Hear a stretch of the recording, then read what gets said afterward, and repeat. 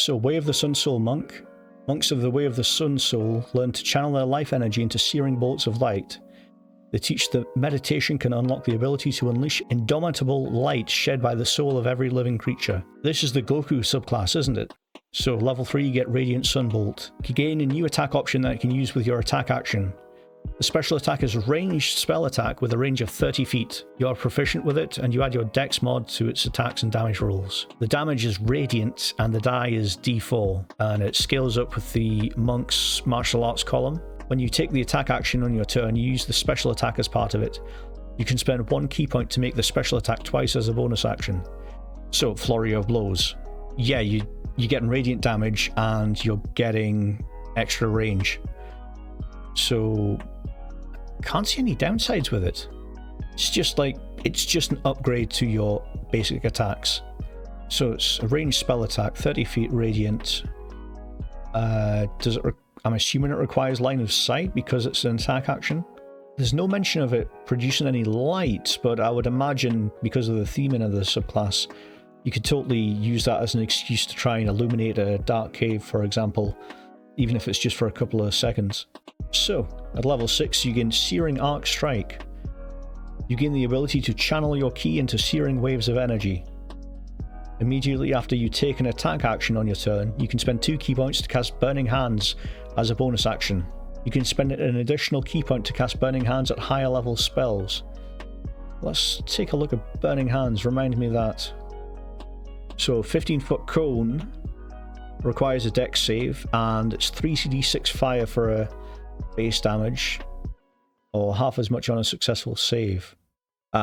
Fire ignites any flammable objects in the area that aren't being worn or carried, so you can't set someone's clothes on fire, which is unfortunate but understandable.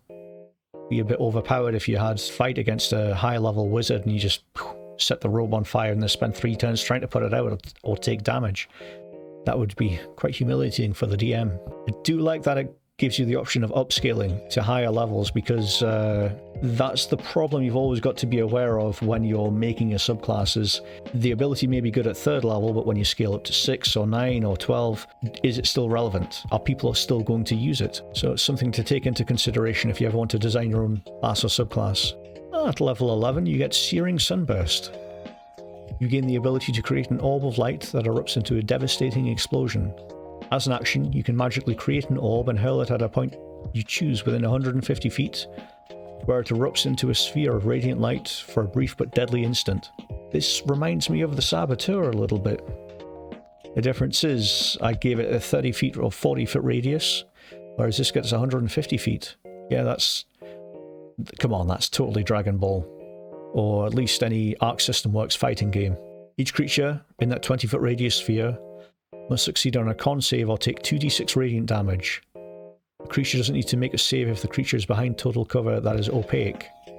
Oh. So it's related to vision as well. You can increase the sphere's damage by spending key points. Each point you spend to a maximum of 3 increases the damage by 2d6.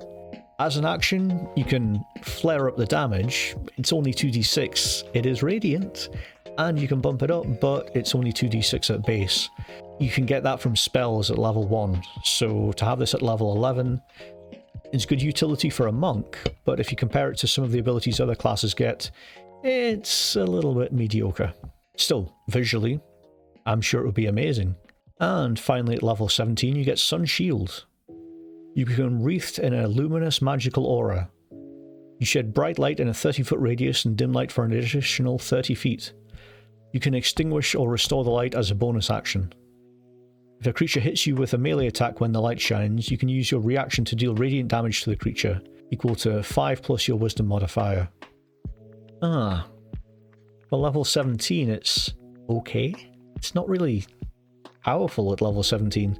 But by that time the monk's got so many options, spells and abilities to remember that they're going to be focusing on other things, so it'll tapers off, a little bit disappointing at the end, but Searing Arc Strike and the level 3 Radiant Sunbolt is strong enough to justify it.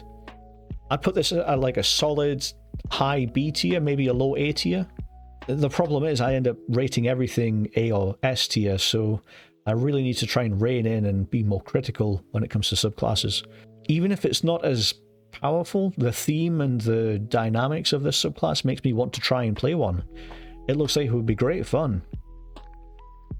If you're interested in any of the other monk subclasses, then you can check out this playlist and see the other things we've covered.